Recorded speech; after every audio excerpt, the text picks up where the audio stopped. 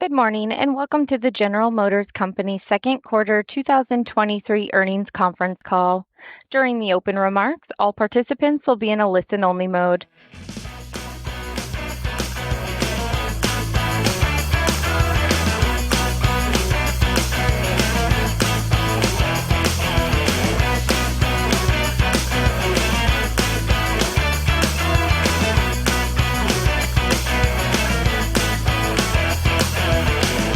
Hello, everyone, and welcome to Kilowatt. My name is Bodie, and I am your host. And on this episode, on today's episode,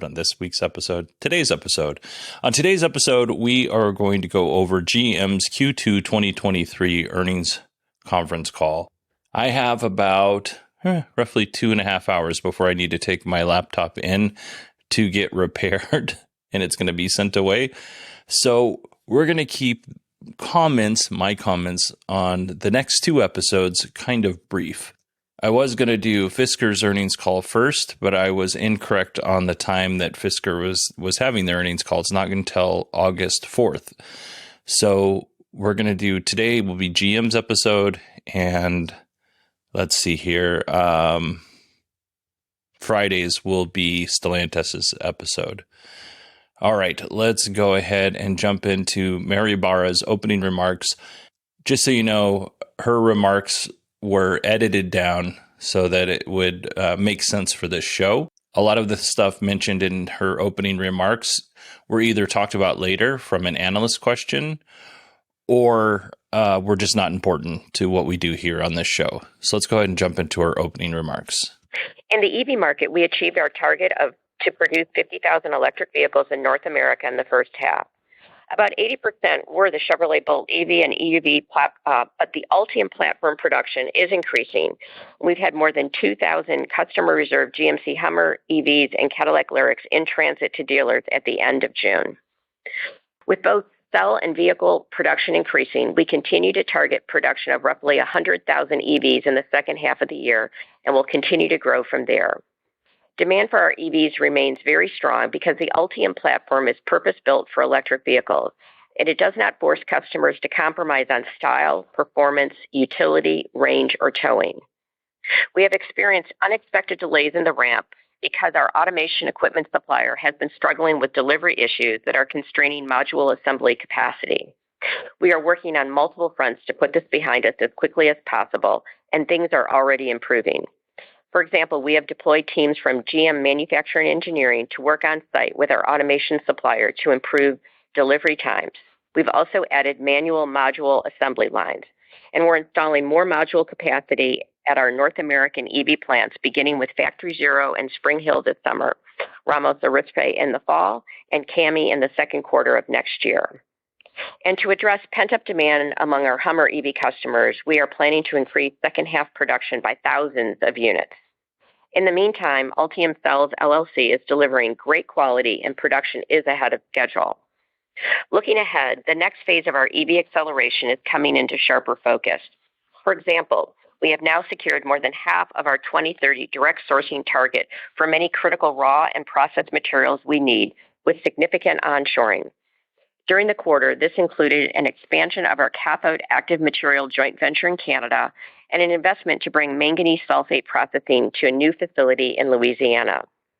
As with other recent announcements, these agreements provide us with significant offtake and favorable commercial terms, which is a key component of the EV margin improvement strategy we outlined last quarter. So the biggest thing I took from this was that 80% of the EVs that GM sold were Chevy Bolts. A vehicle that is not built on the Ultium platform, a vehicle that is built on the old LG platform that GM and LG partnered on. I don't know if that's a problem, but right now, GM is selling in the US, they're selling the Hummer EV, which is really expensive, and the Cadillac Lyriq, which is just plain expensive. There's a demand for that sub $30,000 EV. And that's why GM and Chevy, they're bringing back that Chevy Bolt because there is such a high demand for that vehicle. So where all the Ultium platform vehicles, well, it sounds like they're having manufacturing suppliers with the actual equipment for building those modules. And then, they've only secured half of the raw materials that they're going to need to meet their goals. Now, that doesn't mean they can't build plenty of EVs in between now and the time that their goals are supposed to happen. But it seems like, just from the outside where I'm sitting, that any hiccup in the supply chain or some geopolitical thing happens somewhere else in the world, GM may not be able to build the vehicles that they want to build just because, the world's a crazy place right now. Next up, Mary Barra is going to talk about reducing trim options. For our EV and ICE vehicles, we are targeting a 50% reduction in trim levels through a smart bundling of customer features and options. This results in fewer part numbers to simplify marketing, engineering, manufacturing, while maintaining the best features customers want. Yet we are maintaining market coverage for all major segments and price points, and the U.S. will compete in ICE and EV segments that represent about 90% of the industry volume in 2030.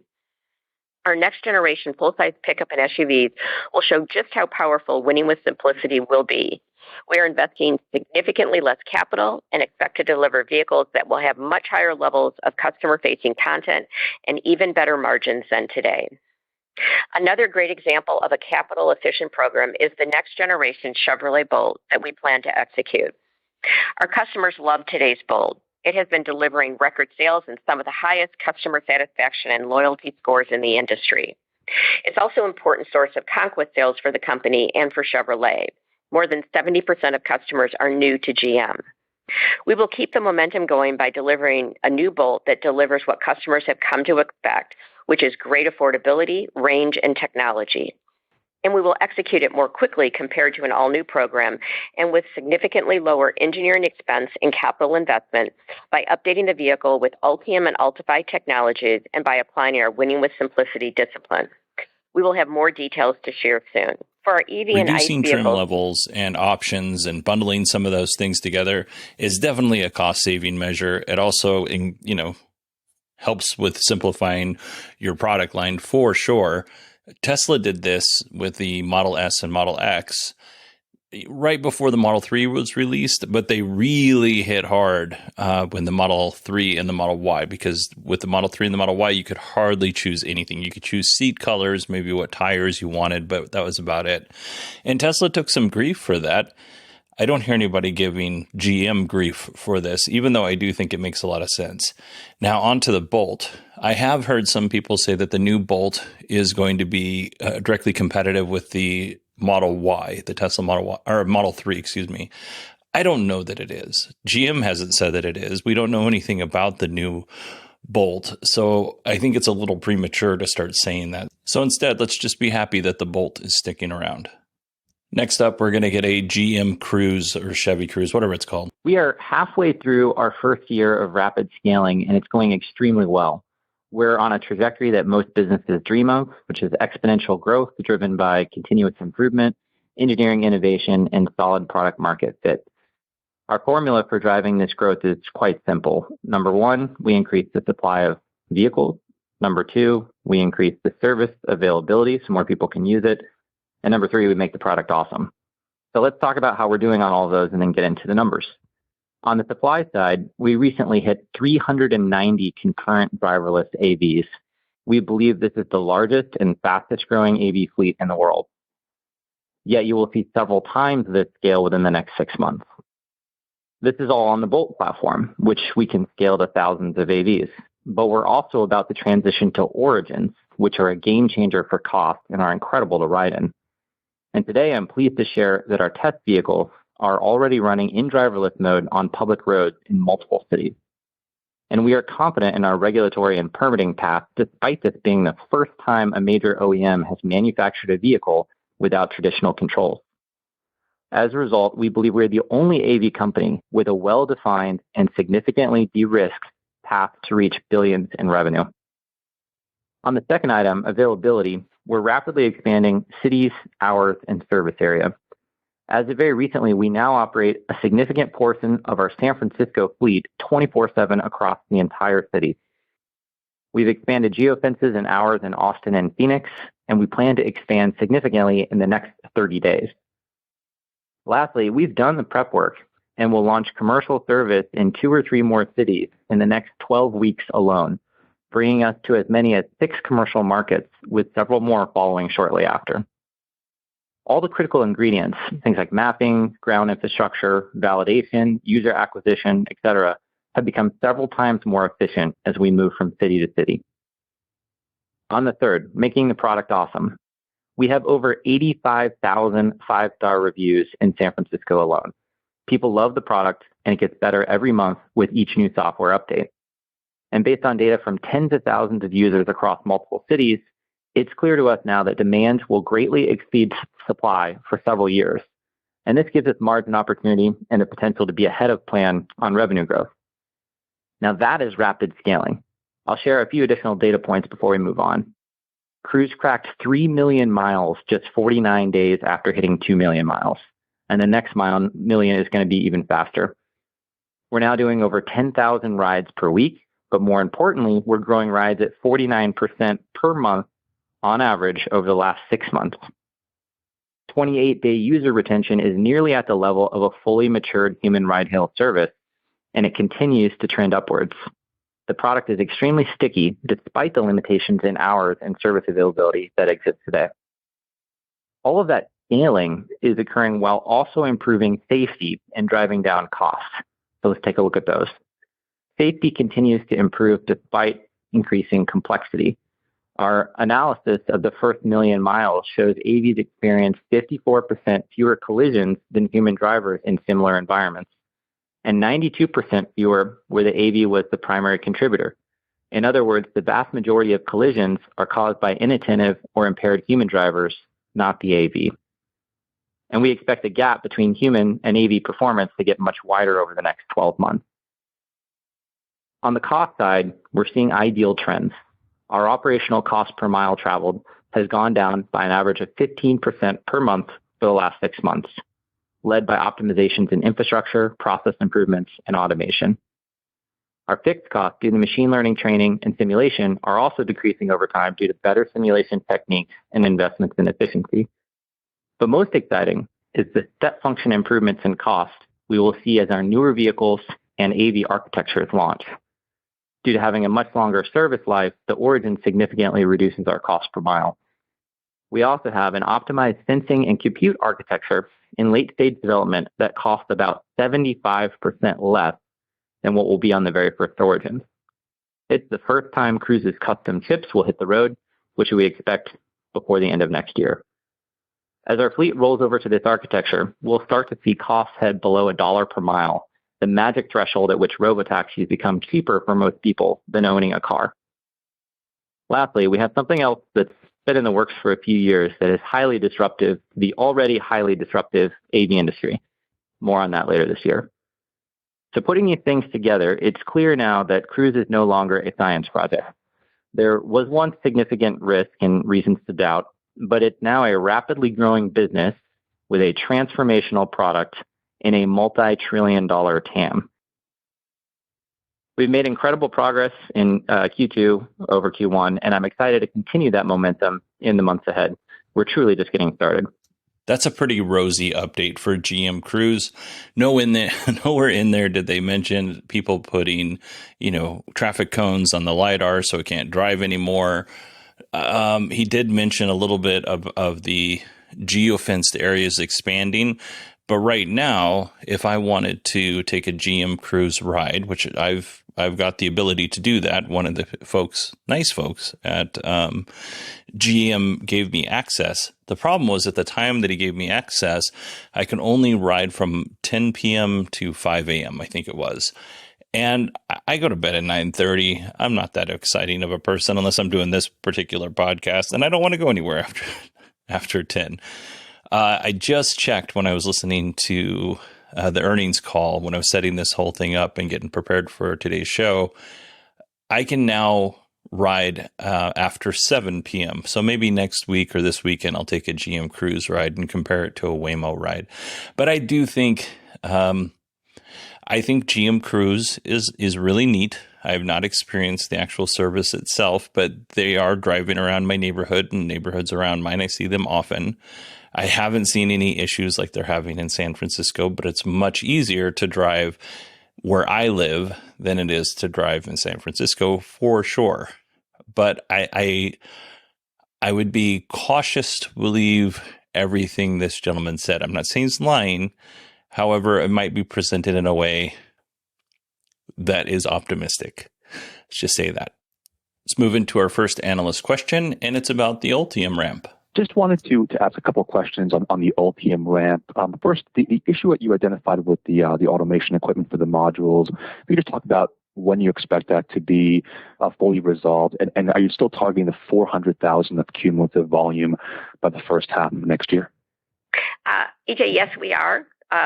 So we're not walking away from any of the targets we put out, whether it's the 100,000 in the second half of this year, leading then to the 400,000 by middle of next year.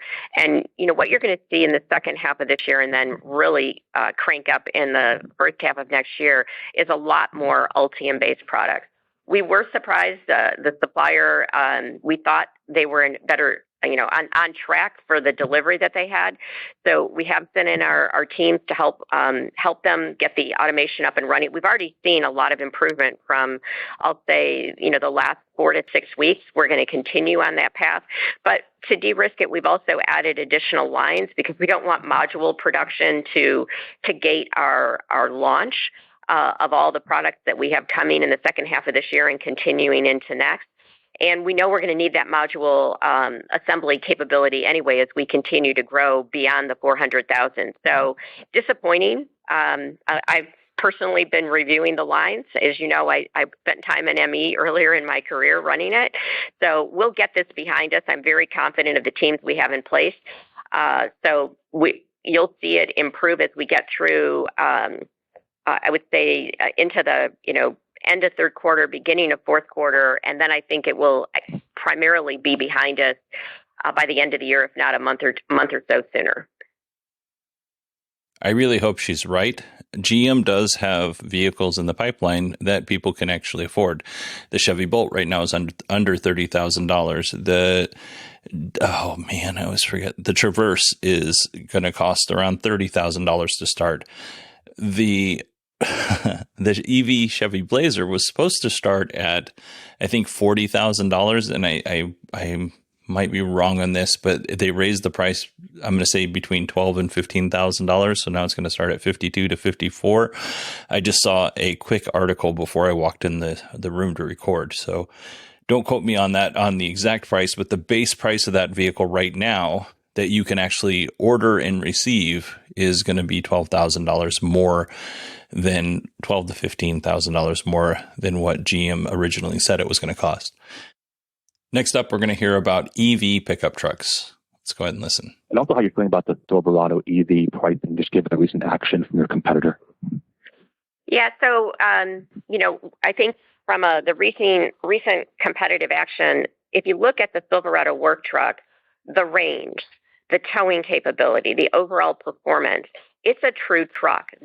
So when people aren't having to make compromises or trade-offs. So I'm very confident, and we have strong demand for the Silverado work truck as well as the RST, which will, that's from a retail perspective out toward the end of the year. So I'm very confident with where we are in the pricing for the Silverado EV. And your first question, EJ, was? Just broadly on EV demand, what you're seeing in reservations, and just how confident are you and what you're seeing for your products in the next few months? Yeah, again, we're seeing with the Lyriq, we're seeing with the Hummer truck and SUV, frankly, the Bolt. I mean, these vehicles are getting to the dealers' lots, and if they're not already sold, they've got a list of people who are waiting for them. So, we still have a lot of reservations and people who put deposits down. The churn on that is very, very low. And, for the, rare customer who decides, they're not going to wait for the vehicle, there's several more waiting in line. So, again, we're very confident. And it's not by accident. It's because there's been some criticism that we should have been faster with our EVs. We're going as fast as we can, but we wanted to make sure we were leveraging a platform that's going to give us efficiency with Ultium and that consumers weren't going to have to compromise. So I'm very confident with the product portfolio we have coming, the pricing and the demand. One of the things that I've been seeing a lot of in the news surrounding EVs is that there's a lot of electric vehicles just sitting at dealerships on the lot, not being sold. Now, I don't know how true that is. And I also know that if a dealer is not going to make a bunch of money off of an EV, they're not going to sell an EV. They're going to sell a car they're going to make a bunch of money off of. So I haven't really talked about those articles because for those reasons. But I would imagine that most of the vehicles for GM that are EVs that are at dealer lots are the Chevy Bolt, and people love the Chevy Bolt. So it would make sense that those EVs, 80% of the ones that all EVs that GM sold, are the ones not staying on the lots. Now, as far as the Hummer goes and as far as the Lyriq goes, I don't know how well they are or are not selling. I don't think GM has really released those numbers. But it is something that we should start paying attention to as Chevy starts ramping up and producing more Chevy Blazer EVs and the Traverse EV. And if they ever get the Silverado EV pickup truck out, which, by the way, this is a really fun note. I put a $100 reservation down on the GM or the Chevy Silverado, hoping that I could get one, by now. When I got my Model Y, I decided to cancel that. They still have not given me my money back. So that's fun. That's a fun game to call them a couple of times a week to play that. So just if you're thinking about reserving a GM EV and putting $100 down or whatever the cost is, make sure your dealer is going to give you your money back. I'm not saying anything nefarious is going on, but it's a very frustrating process.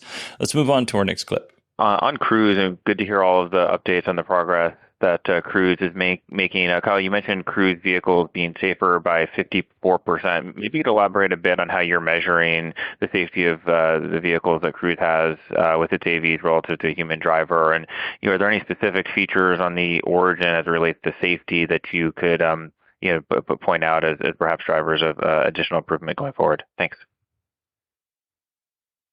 Yeah, sure. I'd be happy to. So to clarify, the 50-some% number was a reduction in any kind of collision. And the way that we measured that is we looked at the first 1 million miles of driving across the Cruise fleet and compared that to a human benchmark that we established with leading transportation research institutes. And that was based on millions of miles of driving by human drivers, where we then selected a subset of all those miles and matched it to the way that the AVs drive. So it's as close as possible to a apples to apples comparison. But beyond that, the 50-some% collision reduction doesn't really tell the whole story, because that includes things where the AV was sitting still and just got rear-ended by an inattentive driver. That's not really, the fault of the AV. When you look at collisions where the AV was the primary contributor, 92% fewer collisions. So most of the time, it's the other vehicle that's the primary contributor to any collision that we've seen. And then I guess another one we're really proud of is, AVs had 73% fewer collisions with meaningful risk of injuries. These are the more severe types of collisions, not just the low-speed fender benders. So all these in aggregate tell a very compelling story.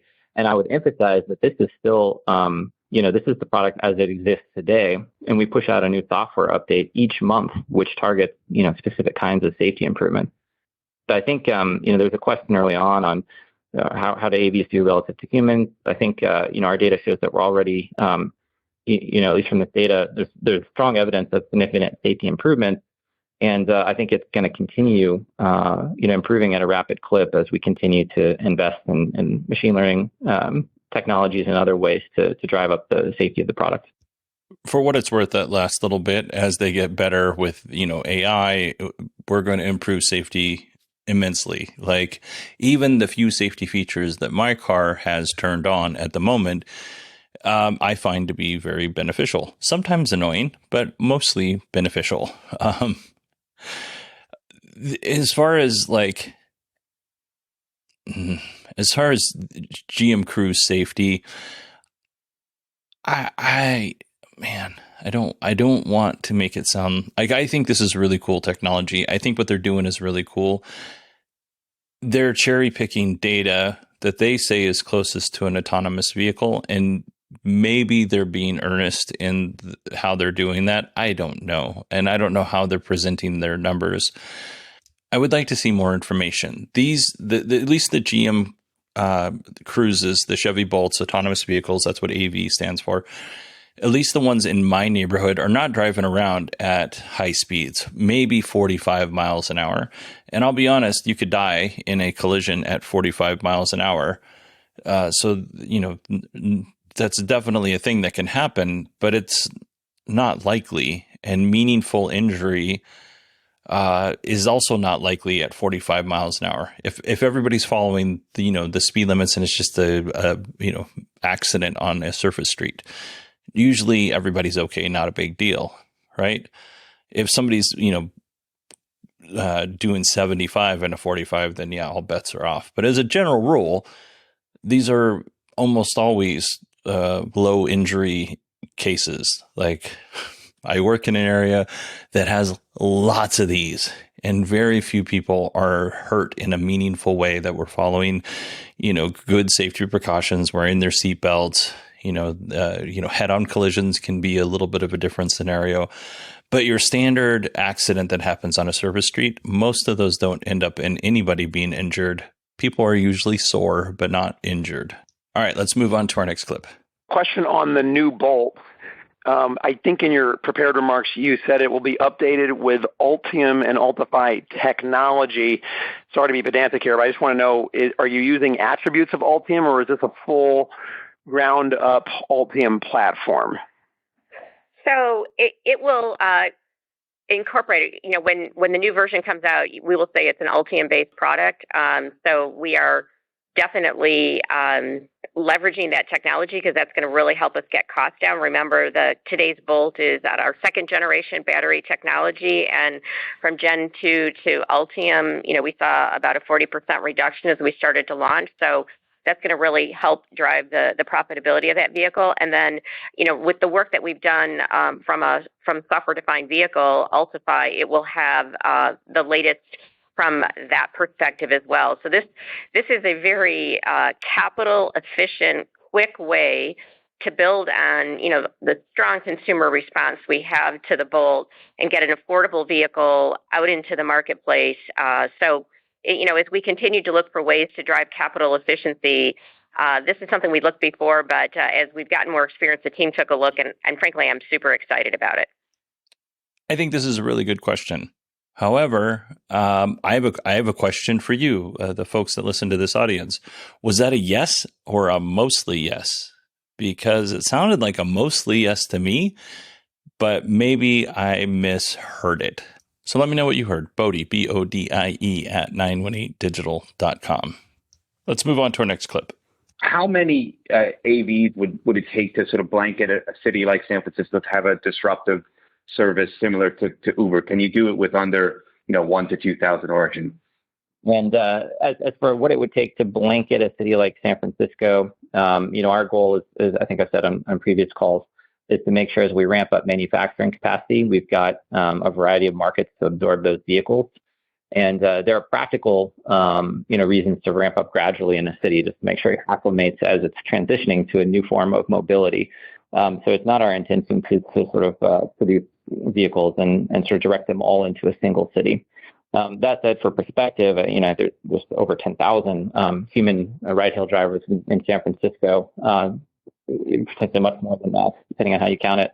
Those drivers, of course, aren't working, 20 hours a day like a robotaxi could. So it does not take a very high number to generate significant revenue in a city like San Francisco, but certainly there's capacity to absorb, several thousand per city at minimum. I don't know that it's a good practice to, look at how many Uber drivers are in San Francisco, for instance, and say, well, we're going to need this many GM Cruises to compete with Uber. Like they said, there was 10,000 ride-sharing drivers in San Francisco. Well, how many of those are active? Out of those that are active, how many of those drive more than 1 or 2 days a week? Out of the people who drive more than 1 or 2 days a week, how many of those people drive for 8 hours? Like that pool of people narrows down significantly. He also mentioned that, of the drivers that they do have in San Francisco, they're not working 24 hours, which, yeah, okay, that makes sense. You can't. Uber actually stops you and Lyft at a certain point and says you can't drive anymore for that specific day. To me, it makes more sense to have vehicles available for those surge periods where, a sporting event lets out and people need a ride home, or a concert or whatever entertainment venue you want to throw onto that. It makes more sense to have vehicles for those times than it does at 3:00 in the morning and 3 people are using the car. That doesn't make any sense to me. You have to solve for those surge periods. Otherwise, when people need you, they're not going to think of you. If I get out of a concert and I, order my GM Cruise and there's not one available, I'm going to go to Waymo. If there's not a Waymo available, there's going to be an Uber. And then Uber is going to be the next one I try first because Uber worked. Those surge periods, I think, are more important than everything else that he talked about. And listen, I also don't think it makes sense to have, cars available for everybody that's going to want to ride home after a football game. Like, you're going to have a certain percentage of those cars available, right? But overall, my whole point here in this diatribe is we should be thinking less about competing with Uber and Lyft and more about how to get cars to people when they need a car. And I think that's probably more important. All right, let's move on to Mary Barra's closing remarks. As I said to open the call, the success we've had in the second quarter and the first half ties directly to the great new vehicles we've launched and strong execution of our business plan. Our outlook, both for the second half and over the next several years, will increasingly be shaped by our optimized ICE and EV portfolio, our investment that we're making not only in the vehicles, but also the growth opportunities as well as cost discipline. And so this will be the focus of our next Investor Day that's going to be held in mid-November. The agenda will include a detailed look at our software strategy led by Mike Abbott, who joined us from Apple in May. You're also going to have the opportunity to drive our newest EVs and experience the expanding capabilities, as I mentioned, of Super Cruise. And one of the most important vehicles you're going to get to drive is the new Chevrolet Silverado EV work truck that we talked about it. I think it's one of the most powerful examples of the benefits of the investment we made starting in 2018 on the Ultium platform. It offers up to 40% more driving range, faster charging, and far greater towing capability than competitors because, again, it was purpose-built to be an EV. And that's something that we've made the investments. We're going through the growing pains right now. Others are going to need to do that as they get to their dedicated platform. So I'm very excited about what we're doing, what we're going to be able to demonstrate in November, and just know that we're going to continue to execute with discipline across all aspects of the business as we are in Q3 and into Q4. So appreciate everyone and look forward to seeing you then and probably talk to most of you before then. So thanks for your participation, and I hope everybody has a great day. All right, that concludes our GM Q2 2023 earnings call. I thought it was interesting. I think that GM was optimistic in the earnings call. However, it still seems like to me they still have a lot of hurdles they got to overcome, and they're putting things in place to put themselves in a good position going forward. But it doesn't sound like they're 100% there. It does sound like it's a house of cards a little bit for GM. All right, I mentioned earlier in the episode that GM was taking the Chevy Blazer EV base model and raising the price by $12,000. That's actually not what they're doing here. They are removing the base trim for the Chevy EV Blazer, which was supposed to cost $45,000. And now the new base model is the 2LT, which is a dual motor Chevy EV, Blazer EV, which will cost $56,715 plus the destination fee. Therefore, it's $12,000 more. I mean, Mary Barra said that they were going to start simplifying the trims and reducing those down. So it starts with the Chevy Blazer EV, I guess. And you know what? Chevy, Ford, Stellantis has this a little bit. Like, these automakers have very confusing trims for their vehicles. And as somebody who talks about this twice a week into my microphone, and hopefully it reaches your ears, I appreciate the simplification, because if you've ever heard me try to go through the specs of some of these vehicles, even to me, it's maddening. And I'm sure to you, it just sounds like number vomit.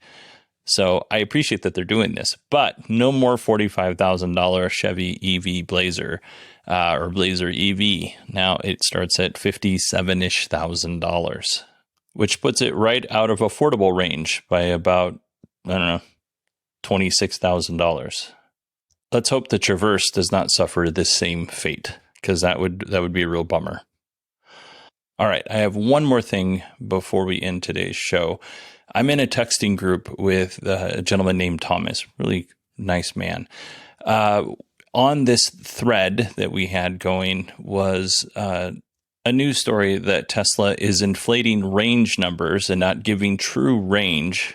And then when people were making service appointments to bring their car in because it wasn't getting the range they were being told or sold, Tesla had a special group of people that were canceling those service appointments.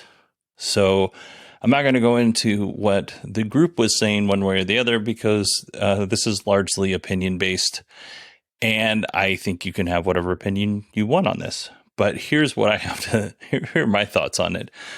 When I get up in the morning and I go out to my car, I have a range. Let's say it's 251 miles.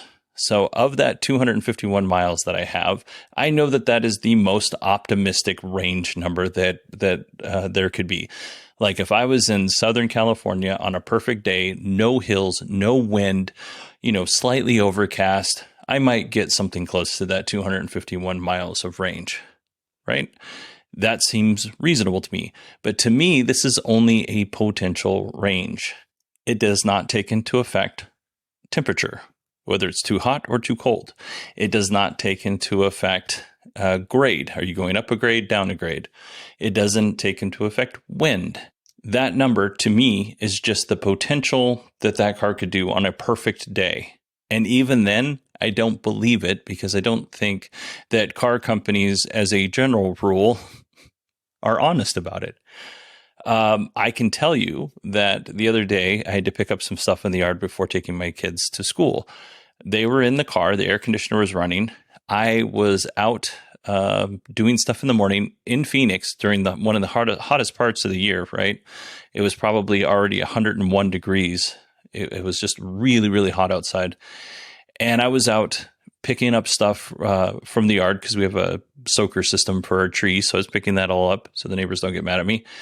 And my kids were in the car for about 10 minutes. And the air conditioning was going, and I lost about 12 miles of range just for the car sitting there and cooling my children. So I don't think that Tesla inflating these numbers is a big deal. I do think Tesla canceling or having a special group, or, I think it was said in the article, it was like a secret group. But I do think that Tesla having a group of people just canceling people's service appointments, I do think that that's wrong. Like, the one part doesn't bother me. The range stuff doesn't bother me that much. Them canceling service appointments, that does bother me. Now, I fully admit that I don't know what those conversations were between the Tesla representative and the owner of the Tesla. I don't know what that conversation looked like. Maybe it was educational. It kind of sounds like from the article it wasn't, but maybe it was. Even in that situation, Tesla should be out ahead of this and doing a better job of explaining expected range. I think that Elon uses the phrase "people just don't understand" a lot, and I think that's largely because Elon has a tendency to overinflate the ability of the cars that, his company builds. People don't understand a lot of these things because, of Elon, I think. I do think I think some education on what the car is capable of and not capable of is reasonable. I also think that it's probably, as far as these range estimates, from my understanding, the government sets up, here is the way to test for range or miles per gallon if it's an ICE car. But the automakers do their own tests.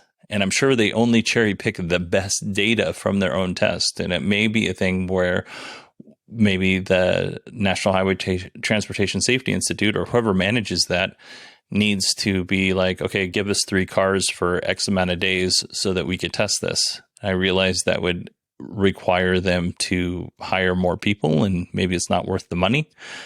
But yeah, as a general rule, the range is merely interesting. The cancellation of appointments, and especially not knowing what Tesla is telling those people, that one could potentially be concerning.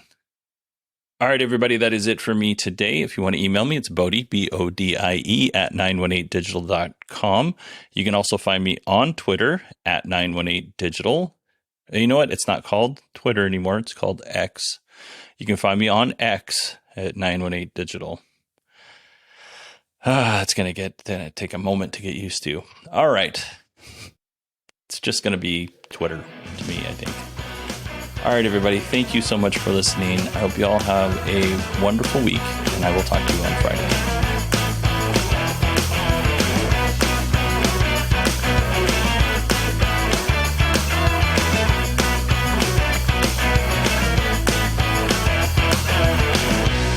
That concludes the conference for today. Thank you for joining. You may disconnect.